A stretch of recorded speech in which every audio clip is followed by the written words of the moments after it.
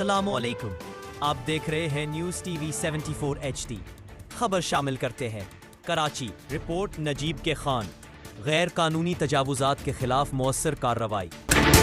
شیخ اظہر مرکزی general secretary Pakistan press club Islamabad اور مرکزی صدر Pakistan professional journalist rights Islamabad کی نشاندہی پر کراچی ایڈمن سوسائٹی چنّے سر ٹاؤن ضلع شرقی میں مشترکہ اینٹی انکروچمنٹ آپریشن کیا گیا۔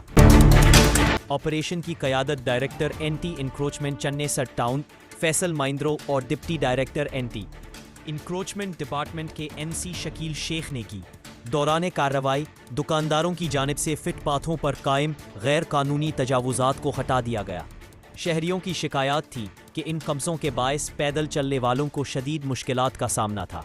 انتظامیہ نے موقف اختیار کیا کہ عوامی راستوں پر کسی قسم کی تجاوزات برداشت نہیں کی جائیں گی اور اس نوعیت کی کارروائیاں آئندہ بھی تسلسل سے جاری رہیں گی۔